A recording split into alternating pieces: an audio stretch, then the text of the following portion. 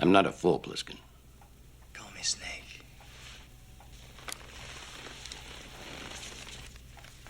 S.D. Pliskin. American, Lieutenant, Special Forces Unit Black Light. 2 Purple Hearts, Leningrad and Siberia. Youngest man to be decorated by the President. He robbed the Federal Reserve Depository. Life sentence, New York Maximum Security Penitentiary. I'm ready to kick your ass out of the world, war hero.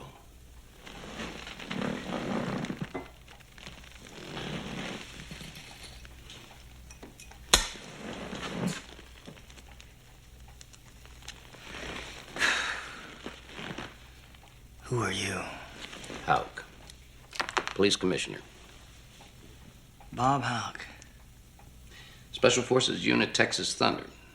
We heard of you too, Pliskin. Why are we talking? Have a deal for you.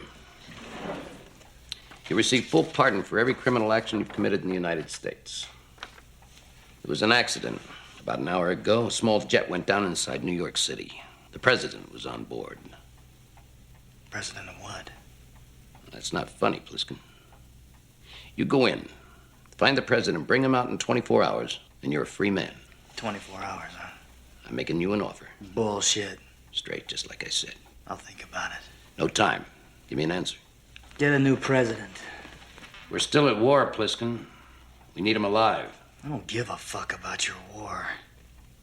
Or your president. Is that your answer? I'm thinking about it. Think hard.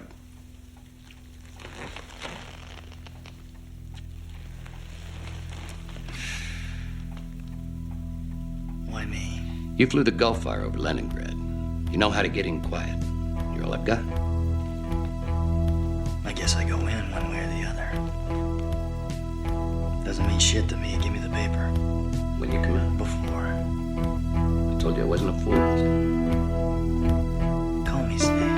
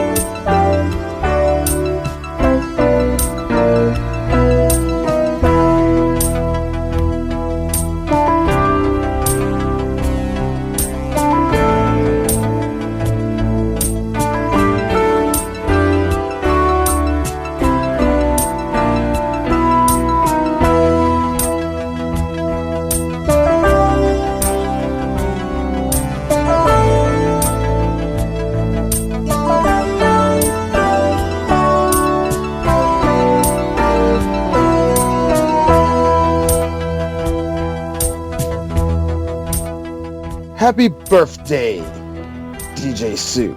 If I can say one thing about DJ Sue, is this. He has particular movies that he really likes and loves. You know, I think everybody has, we all have a friend that will shock you with the movies that they like and what they're into and shit like that. And that's cool. I love that about people. Like, you won't know the girl who watches, like, a shit ton of hentai that will surprise you sometimes. Like, really? Like, yeah, I love it. Like, okay, what do you like about it? Like, it shocks you. And then someone was like, hell yeah, because I like that, because we're in the same cult, and shit like that. People like that too. So that's how Eris is with a few movies. This one, not so much. He made me revisit a movie that I haven't seen since I was like 8 or some shit. I didn't even remember that Donald Pleasance was in this movie. And he's one of my favorite actors. And I didn't even know he was even in this fucking movie. I knew it was Isaac Hayes was in the movie because, black parents never let you forget when the black person is in the movie. I want to say that Eris, it's been an honor to be with you, and it's been an honor to hear you actually play set at BIRTHCon, because I know you're going to put the flamethrower on these motherfuckers next year, and I'm going to love it. Real talk, of all my friends have backed up most of the bullshit you say. And I mean that in the way of this. I'm going to Japan. I'm going to live in Japan. I'm gonna be a DJ. All the shit. This was the shit you was nervous about. I don't know, D. What? Podcasting? This nigga, pretty much, hold on. This nigga pretty much on nothing made it out to motherfucking Japan and then said, fuck y'all, I'm leaving this country. I don't need Obama for whatever reason. I don't need Obama. And he left the country. I don't need Obama. He lived out there. Right. So, I just like to say that Eris, you are one of the very few friends I got that really backed up his shit. The only other person that I can say that come close to that all three of us know would be Demetrius. So good for him. But actually, no, I think he fell into that. I think he thought that was his, look, real talk. No, he probably thought that was some easy pussy. Now he knows. He said, now he knows. That's when you're supposed to look at him and say, now what did you learn? I learned a lot, actually. Eris, this is your birthday. So I think last year your birthday episode was a Rocco episode. And no, your birthday episode was and I'm going to put it out there because all y'all gotta hear was Skyscraper. That was D's present to me. And guess what? It's one of our best episodes of BAM. I absolutely love it. Oh my God, we talked about a kind of softcore action movie. No, a hilariously bad softcore action movie. Oh man, your man Fairfax was the worst villain of all time. All time. This nigga got washed by motherfucking Anna Nicole Smith and knocked off a motherfucking roof Mortal Kombat style. This shit was hilarious. I'm gonna need all y'all to check that episode out. But first, you need to check out this episode because today we're talking about one man, a Kurt Russell being injected with nanomachines and a freaking bomb by Lee Van Cleef. This is Escape from New York. I know that John Carpenter makes shitty music, but it's the shitty music that fits. I mean, you know what's crazy is that John Carpenter, a lot of people, like, when it comes to him, they go to the thing, they go from the Escape to New York, and all that stuff. And what was crazy to me is that something I didn't know. I know this is a different movie altogether. I didn't know the thing didn't go over well with general audiences. I swear I did not know that. It didn't. It was a cult movie. Uh-huh. And it's a hell of a cult movie because everybody says it's one of the scariest movies ever. We're doing that this year too.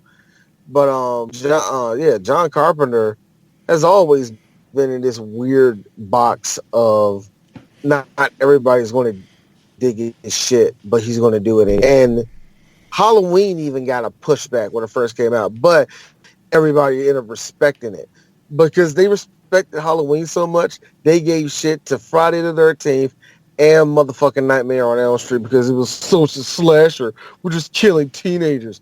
But Halloween was different. I mean, but the thing of it is that was crazy to me was that, like, with, like, stuff like Christine, then you did Starman, which is a wild movie. Big Trouble in Little China, They Live, which is, I love that movie. Me too. Then you get one of my favorites. And then you get to the 90s and stuff like that, where it was weird because he did Memoirs of an Invisible Man, which as a kid, I actually liked that movie. And then he did Village of the Damned, which I actually liked. And it's okay. It was okay. I mean, maybe because I like Christopher Reeve, and I was like kind of the last time Christopher Reeve was in a movie Walking before, the accident and stuff. That's terrible. You didn't have to mention that. We knew he was like, peg-legged at the end. It was like, we already knew that. I know. And Terrible. And then he did Escape from L.A., Vampires, Ghost of Mars, which I still don't know what the fuck Ghost of Mars was about. I'm sorry, go back, because D's seen that recently. I don't know what the fuck Escape from L.A. was about either. It was a copy and paste plot from Escape from New York, just in L.A. No, and then hold on. No, except here's the problem.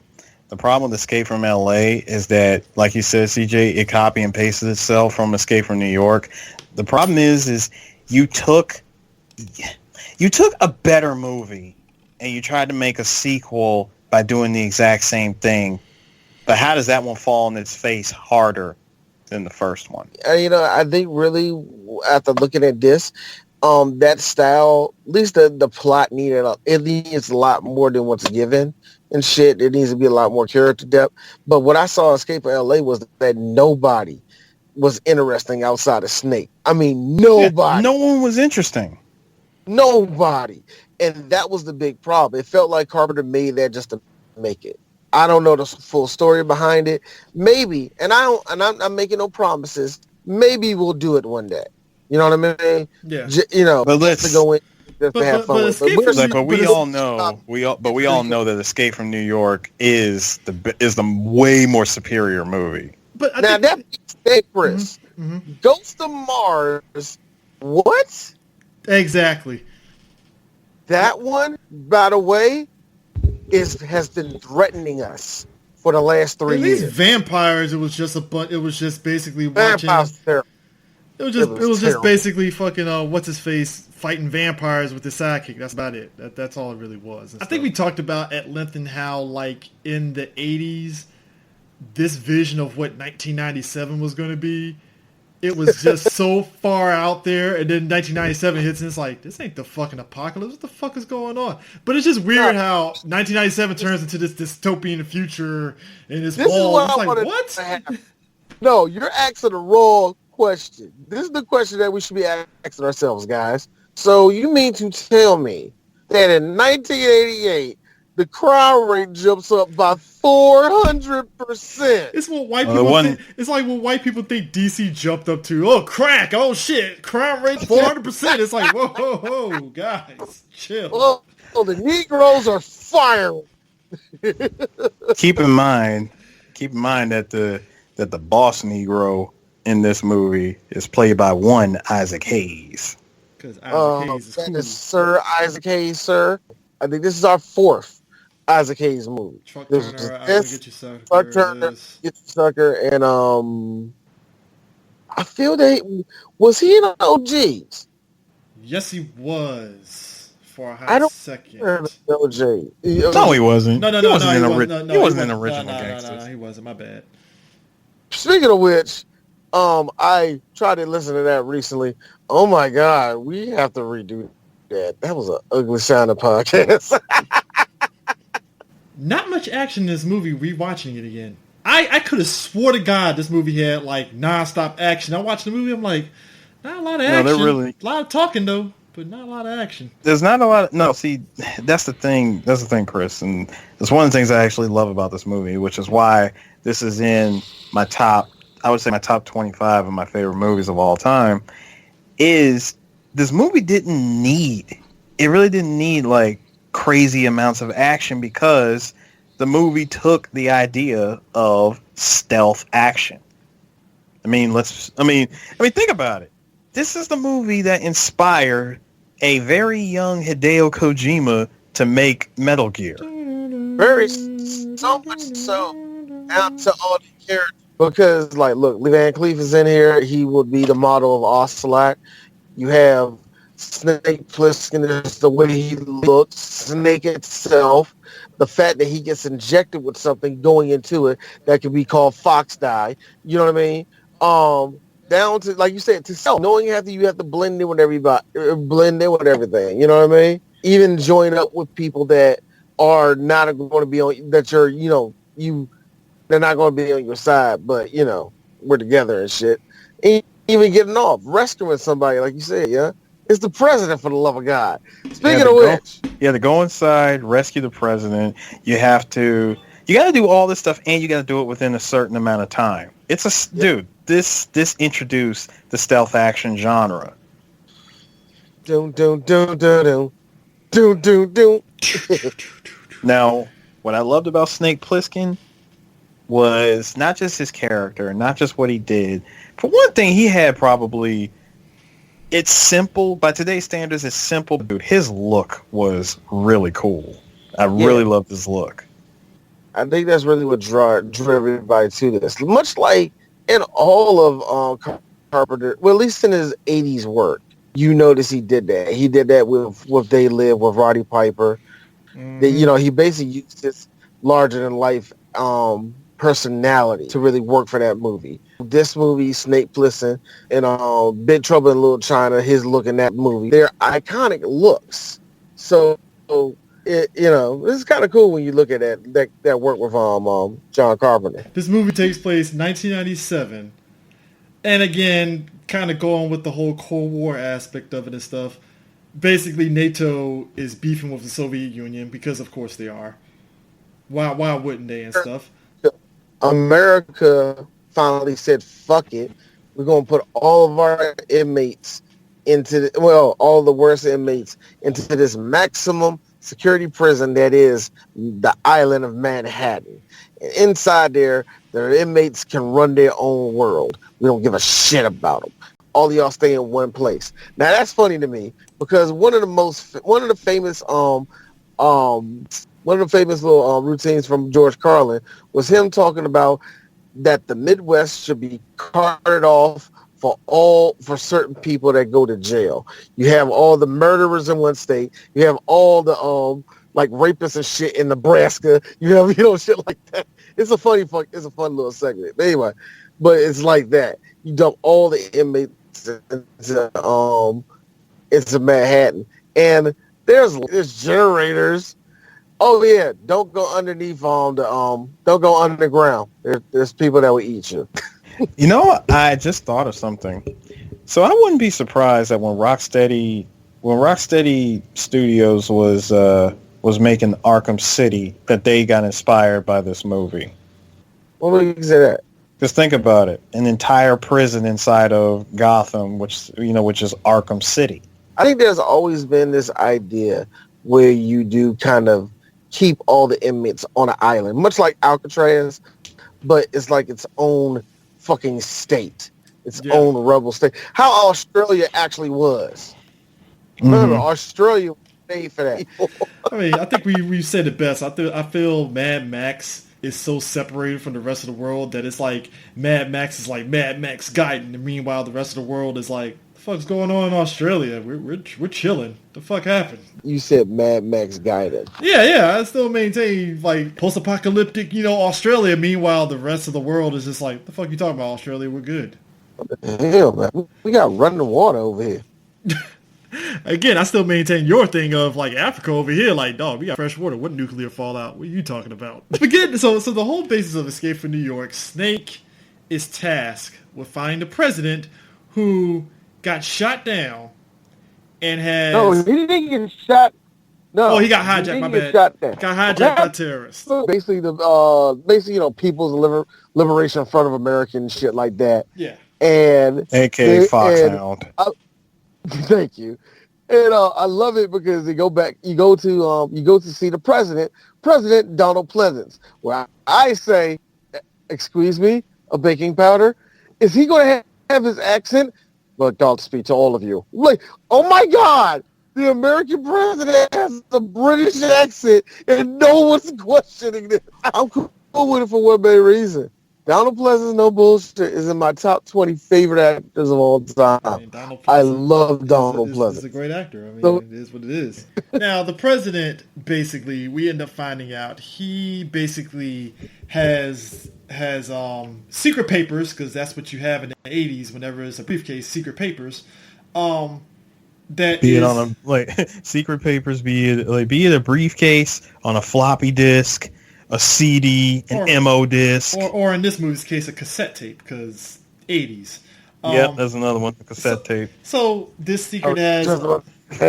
So this is basically the movie's version of cold fusion, except it's nuclear fusion. And the nuclear fusion is supposed to be for electricity generation, essentially. And this was basically their way of kind of brokering peace with Russia, essentially. Didn't go the way it goes. President ends up dipping out of the escape pod into Manhattan. Now, real talk, because DH shit hit the tower. Look, we do get shot at the tower because here's the thing.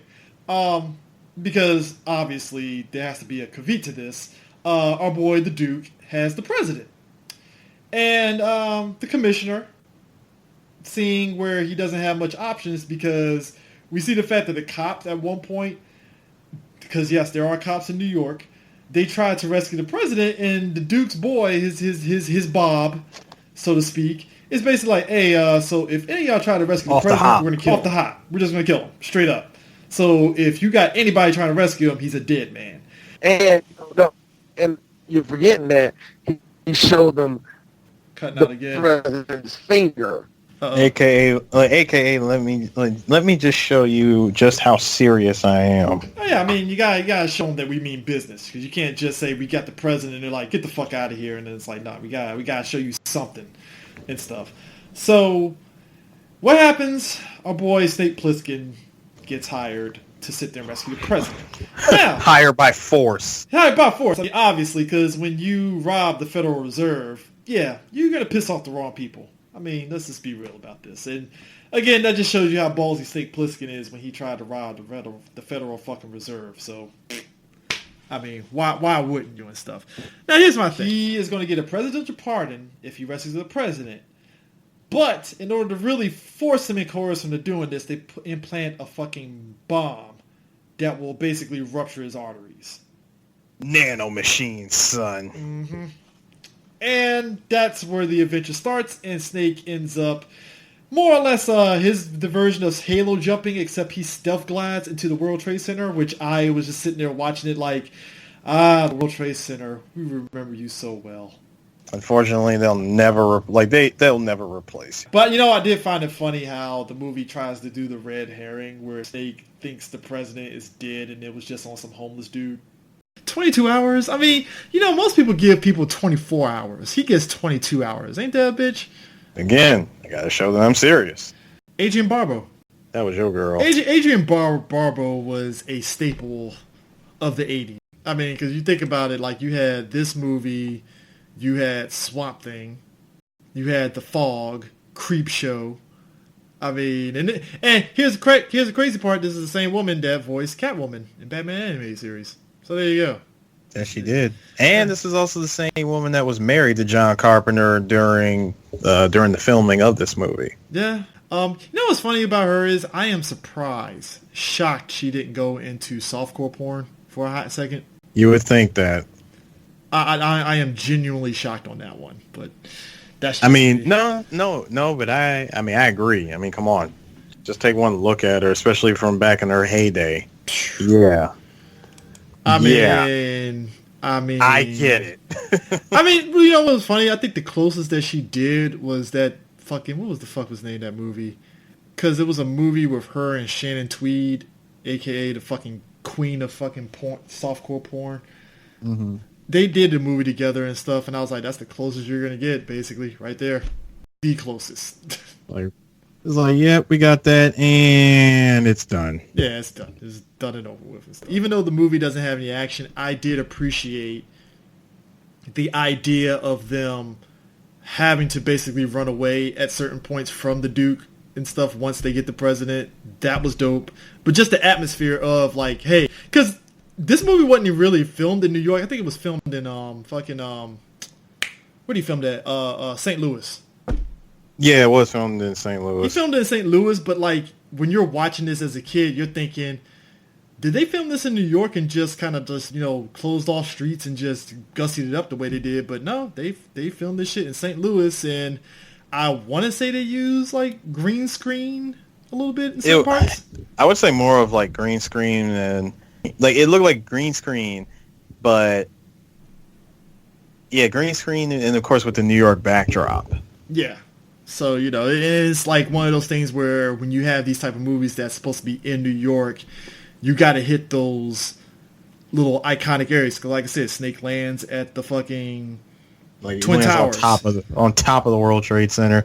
And you know what's really crazy? Was that Carpenter and his crew had to ask the city to shut off the electricity to 10 blocks at, 10 blocks at a time at night. And they shot the movie from August to November of 1980. Cabby, I loved him. I thought he was great. Ernest Borgnine was the happiest person in all of New York. Everybody else was like dying of like some type of disease, people were getting raped on the street, which was really interesting how Snake just saw that one chick getting passed around. He was like, carry on. I mean, it's Snake. So you know the final scenes in that movie was actually shot at like the Spoil the Dam in Sherman Oaks. They shot a lot of the stuff in L.A. Wow. Well, I'm not shocked at that. That's not shocking to me. Like I remember this shit blew my mind. What was it? Law and Order SVU.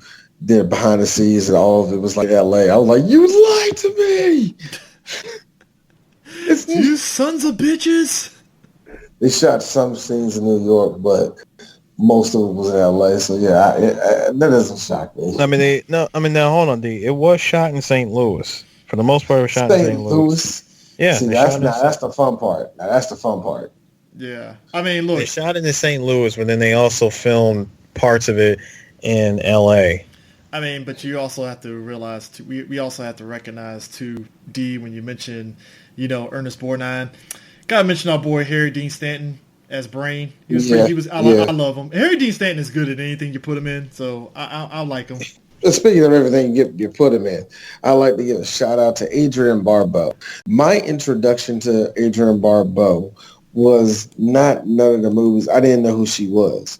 My introduction to her was C-Lab 2021 because freaking Captain Murphy was in love with Adrienne Barbeau. So much so that when he became a robot, he wanted to have Adrienne Barbeau titties.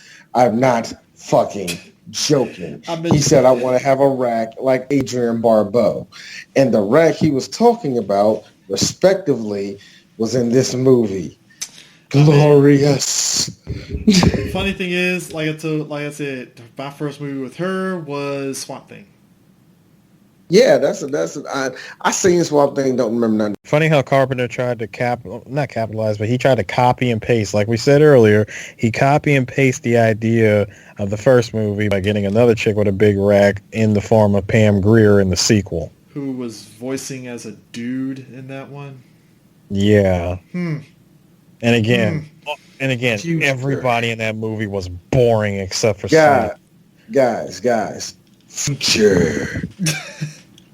It's the future where girls will sound like guys and guys will sound like, oh my God, John Carpenter actually got it right. Oh my God. I mean, I thought Crocodile Dundee had it right, but Welcome to the world. I want you to thank God for one reason why we don't have BAM up and running right now. You can thank the good Lord for this because you know what was going to be your birthday present this year? I'm scared to know, but go ahead. Cool World. Oh, no. See, now I'm mad. Oh, you do want to do it? Yeah. Wow. I thought you didn't want to. Are you kidding me? I love that movie. I think he spoke at length that he loves Cool World. How did you not pick up on that? CJ, somebody paid attention. Man, fuck you. That's why I'm the best friend and you're not, sir. I can imagine Chris with his tall ass hopping in Eris's arms. And Eris still going with the gimmick going, and just turns around carrying Chris. Like, that's why I'm the best friend, D. Yay! look, Chris kicking his legs. Look, now, hold on. This is the best part of it, y'all. This is the best part. Eris trying to go out the door and bust Chris dead in the wall. It's okay. It hurts. I'm bleeding. But fine. He's like, still the best friend, nigga. Your mama ain't shit. I mean, oh my God, man. Hey, we also have to shout out, because we're shouting out all these people. We got to shout out Duke and his fucking Cadillac, because of course he has a Cadillac because black. Oh. Are you kidding me? Isaac Hayes should not be driving anything outside of a Cadillac. Like, I shouldn't be mad at it. It's like, you could do a Lincoln, and you probably can get away with a Buick, but it has to be a Cadillac. Keep in mind, this was a 1997 Cadillac. Harris, look at put me. that in quotes, dude. 1997 Cadillac. Yeah, 1997 and No. Since that whole island became a fucking fortress in 1980. Actually, no. When did whatever? Fuck it. Anyway, The nigga has chandeliers on his fucking car. What kind of... Hey, that is the most mad niggerish shit I've ever seen in my fucking life, man. no. When I saw that, right? I was in pain, man. I was hurt last. Like my stomach hurt like a motherfucker. I couldn't enjoy the movie the way I really wanted to, even though I enjoyed the movie. But when I saw that, I said to myself, "What level of nigga do you have to be on to say, hey yo, this is what I want. I want chandeliers on both ends of this bitches. Yeah, right there, man. Like, the little man. Like, why? And make sure they gold, my nigga."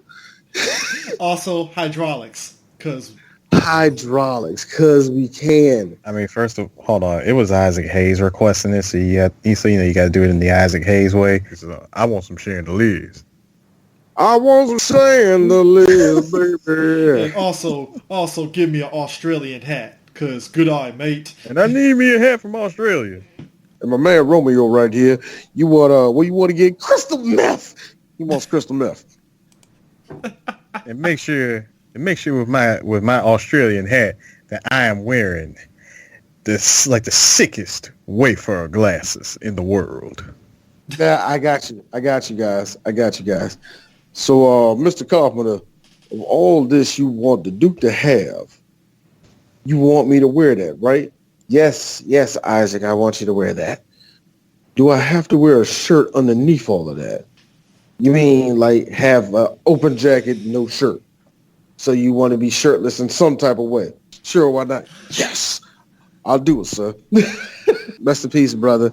But he had the weirdest man titties. He really It's like he worked out, but he still got fucking man titties. It's like, how does that work? He wasn't out of shape or nothing, but it was like, dude, man, your breast is weird, bro. You know what it was? He's that dude that he works out just enough, but he isn't doing any like push-ups to offset like his pecs being defined and shit. So it's like, it's that weird, I'm working out, but I still got man boobs because I don't work out boobs. Nah, this is what happens. This is what happens when you get a nigga that just do the little chest exercises and nothing else. That's what that is. Yeah, to balance everything and stuff. Which, okay, so I'll say this about the Duke. Love the character and stuff. I felt that his death was very anticlimactic. Super anticlimactic. You know what? It was two people that got it. Him, he had an anticlimactic death, and the other person that got it to me was Ox Baker. Yes, the wrestler.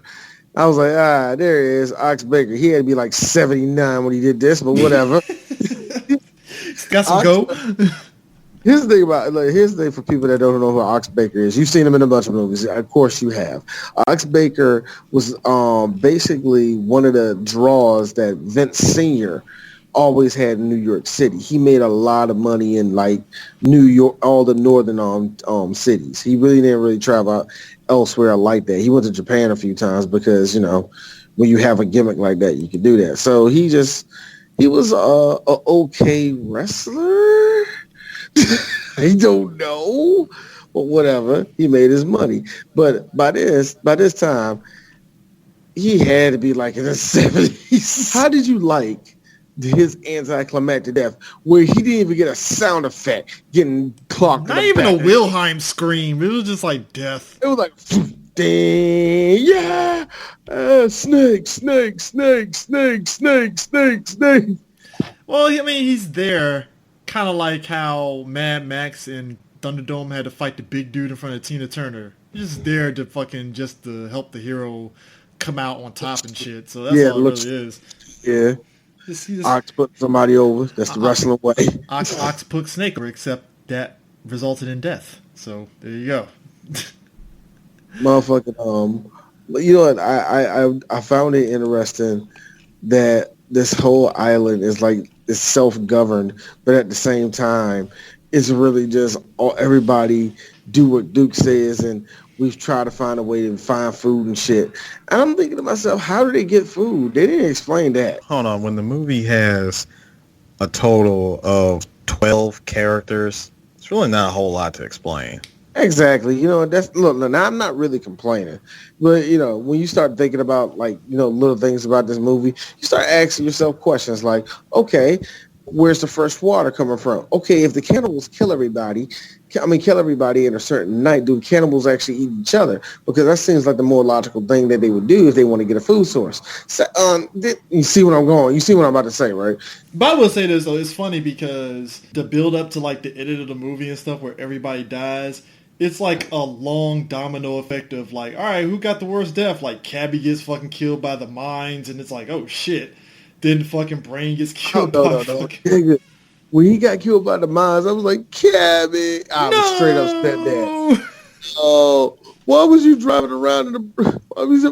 why did you have to tell him that he was going a little bit too fast? Couldn't you say, I'm proud of you, Snake? Couldn't you say that before you died? Hey, side note, Cabby had the cleanest cab for the fucking post-apocalyptic future. I know, right? And he still had tapes of that bitch, man. Nah, Snake had to blow that shit up. Just waiting for fucking Snake to be like, can you play Rock the Cash Bar? I love that song. Well, I ain't got that, but I got this song.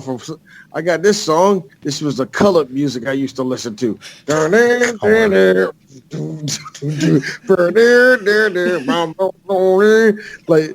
you like it, don't you? That's Muddy Waters. White women love them.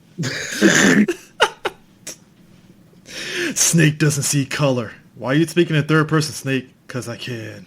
How'd you feel when... actually, how did both of y'all feel when we saw Maggie gets murdered? Hey, look, she fought a valiant battle, but you can't shoot at a black man's Cadillac and not get run down. That's all I'm saying. I mean, yeah, number one. Number two, it's rare that I get to see a white woman go out on the same level as Vivica Fox did and set it off, where it was just gangster as hell. Hey, man! I get to see her shoes fall off her feet when she gets hit, and I see titties flopping as she got hit. So it's a win-win. Hey man, when a Cadillac does the leg drop, it's over, dog. Sir, you gotta put some respect on the Cadillac. Cadillac with chandeliers drop kicks you. All right. Chandelier. That's the what chandeliers? That's the STX, right? I'm sorry. I am surprised that nobody has attempted to do that on the Cadillac in real life just for shits and giggles. I think I saw that in a rap video one time. Which rap video? I don't know, man. I feel like I seen that in a rap video one time. I couldn't tell you if it was like an underground rapper or somebody that was like kind of known in the 90s. So with everybody getting murdered by the end of this, Snake manages to get the president to the wall. Guards try to... The president was just shell-shocked from all of that shit because they did everything except kill him. And he has shitted his pants at least 50 times that day. All the people that kills Duke, it's the president. Yeah. No, I liked it because he was pulling Snake up on that crane and then he stopped it. This nigga playing this shit. He stopped it. He knew that Duke was going to try to shoot that nigga. And he knew he had to open it. And he lit that motherfucker up. Pow, pow, pow, pow, pow. Oh, my God. I just realized we went 2 weeks where the black people lost to the white person. Wow. I just realized that. But this is a bad black person. So there you go. Bad black person being played by one of the coolest black people ever. This is true. Being a Persian person was being played by a Brazilian. Minus the capoeira. So, yeah, right. Okay, you know what, Chris? I don't know which was worse. You mentioning capoeira or the fact that you just ignored the fact that would have made it cooler to see Xerxes just pop that on motherfucker. Fucking Xerxes button mashing Eddie fighting his way against fucking Leonidas at the end in my alternate ending. Here's me. Here's me. You know what? I always did ask the question. If Voldo didn't have all those motherfucking knives, would he do capoeira? And I'm right. Crazy. Hey, CJ, I think I can think of one that was about as bad. The fight, yeah, what I think was bad was Snake versus Bastion Booger in the ring. Ah, shit. Yeah. Wasn't that fight kind of weird? That was a weak-ass fight. That's all I'm saying. miss, cling, miss, cling. Way to no sell either. Cling, cling, cling, miss, get a weapon. I mean, how do you no sell, then oversell, and then there was a lot of combat rolling going on by Mr. Russell in that ring. hey, which is why that's one of Snake's moves in his games. The man can combat roll. When in doubt, combat roll. That crap has become a staple in every Metal Gear game since MGS2. Hey, I will say this though. Snake had a ballin' ass gun. I love that gun. Which dude, that gun is priceless. To which actually, if you remember correctly, CJ, that is the Cobra gun from Sylvester Stallone's movie Cobra. That one, and I think in Metal Gear Solid 4 you can get that gun too. Yeah. AKA, I always like to call that gun the 1980s gun. It really is. I mean, all the fucking scopes on this shit. I'm like, dog, how many scopes do you need? It's such an 80s gun. No, but no. This is the movie's version of what guns in the future like, just big and tons of scopes for no fucking reason. Scopes. Yep. Zoom in. A scope on a fucking pistol that you will never... Okay. It's like a scope. Hold on. A scope, a red dot. Small rant for a second. What the fuck do you need a goddamn scope on a pistol for?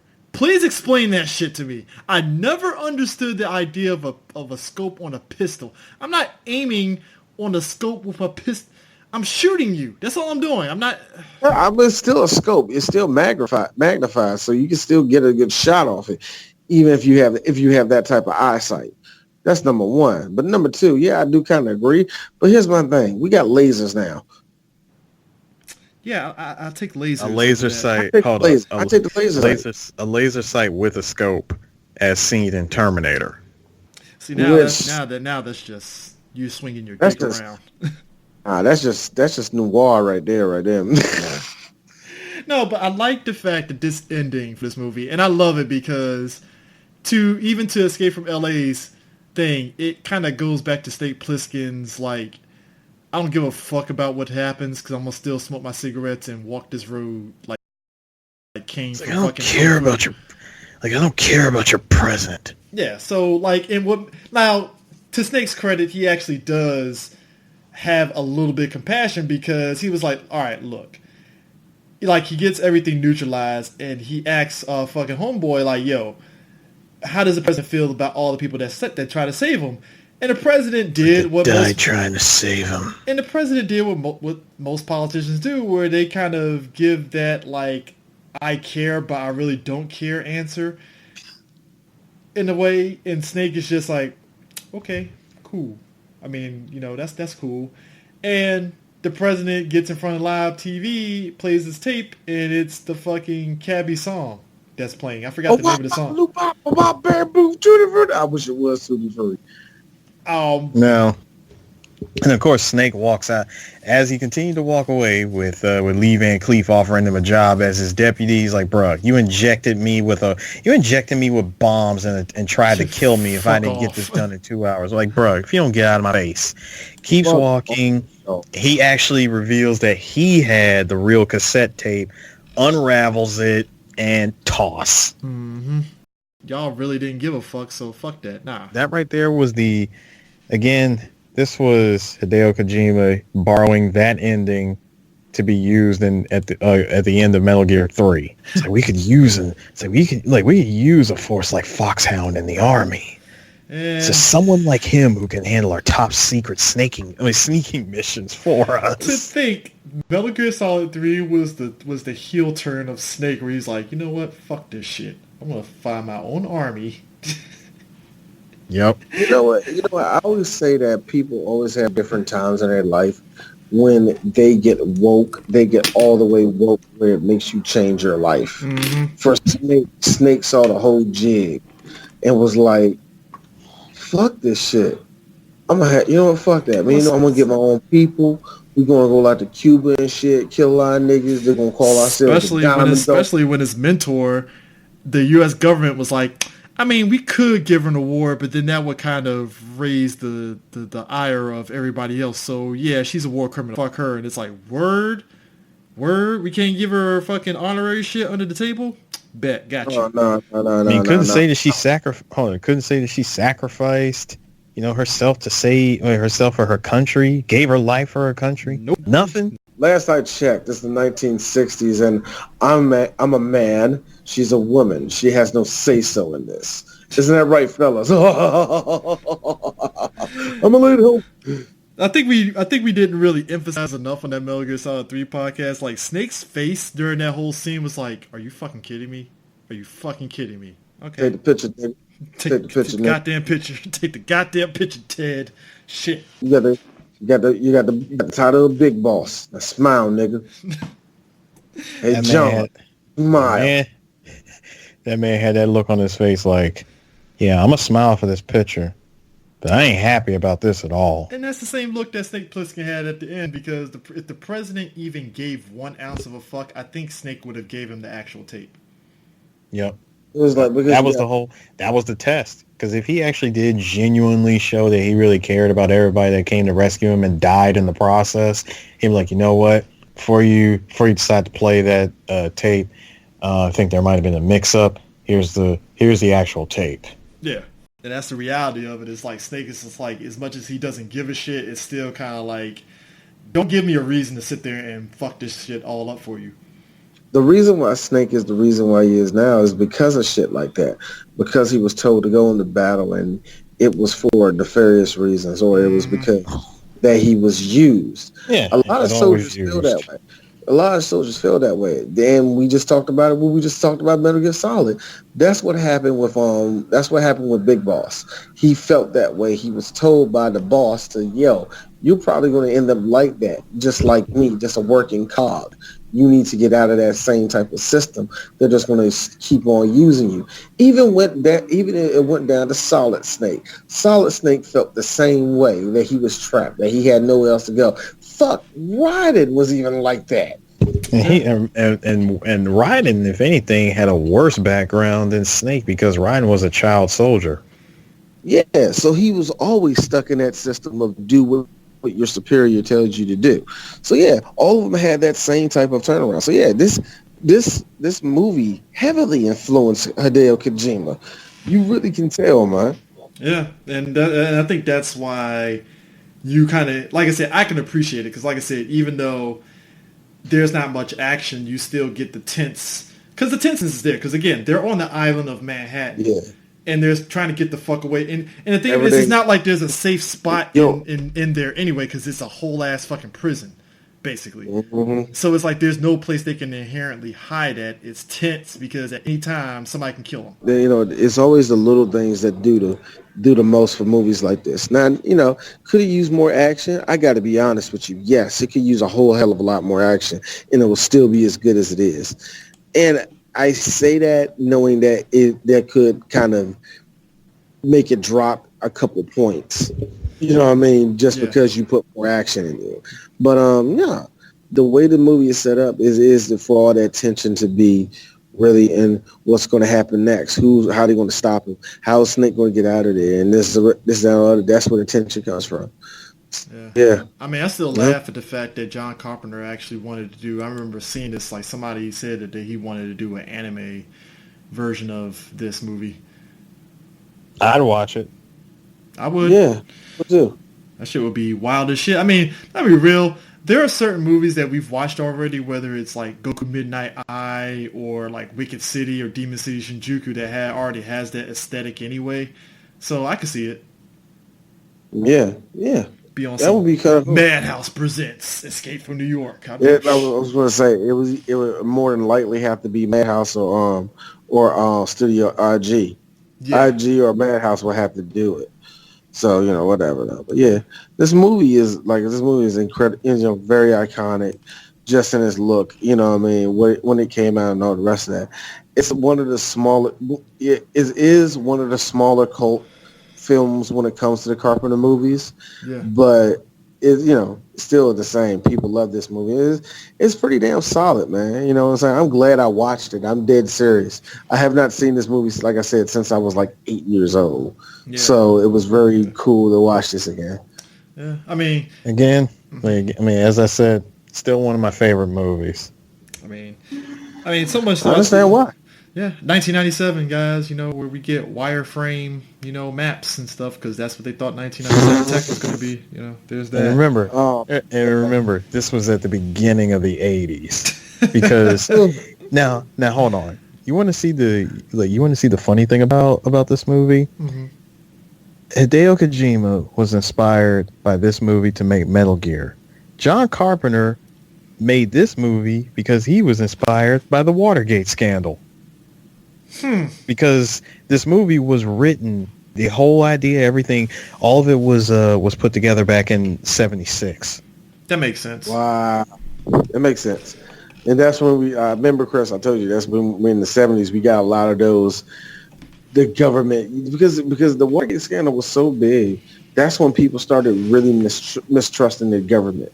Yeah. The way we see it like now, how everybody's paranoid about the government, it really, really ramped up with Watergate. Mm-hmm. That just threw people off. That's why we got a lot of people now looking at this shit with Trump. They're like losing their fucking mind. And if you know your history, this shit happened before. Yeah. You know what I'm saying? Shit like this happens all the time, man. With the hell, one of the good examples was the Contra scandal in the 1980s, where the Americans were helping the Contras down in Nicaragua, but I remember they was helping them down there, and they were getting weapons illegally from Iran, who eventually started hating us. Anyway. What Congress ended up finding out was that the Nicaraguans we were helping out, they was pushing a whole lot of Snow White. Mm-hmm. So they told them not to. And guess what? Oliver North said, fuck the Congress, went around them, and still helped out the Contras by selling their weapons over to the Iranians. Then when it was found out, guess what happened? Reagan, George Bush, and Oliver North all should have went to jail. But because you know why? It was high treason. You couldn't do shit like that. And guess what? People don't talk about it. People barely talk about it. You always have these situations where the government fucks over the regular people, man, in some type of way, man. It's amazing, man. And guess what? You feel good after all that shit that Snake went through, to see him rip up that tape. A part of me, fuck him. You right, nigga. That's right. That's in the movie. Good. Fuck him. But yeah, man, it's definitely great. I think, like you said, hopefully at some point we talk about that sequel, because I can't again, I'm being real, I can't promise you, but I will look at it. But I will tell you this, Ghost of Mars has been threatening me for the last 3 years because I don't like it. I'm pretty sure you don't like it, Chris. And Eris, I don't know. I think a part of you would like it, but I think you hate it. The only high point of that fucking movie was the goddamn trailer playing D12's fight music. That's about it. Yeah. God, whatever. John Carpenter, he got weird. Escape from LA was the start of the weirdness. It's like, all right, we can find the other stuff, but it's like, Escape from LA. Okay, strike one. Vampires. I remember this thing. Remember this thing. The trailer for that was like, you've had to escape from LA. You had to survive Cleveland or some shit. I'm like, what? But you haven't escaped from LA. And again, and that's the reason why it ends. It ends with Snake looking directly at the camera, staring down the barrel of the camera and saying, "Welcome to the world."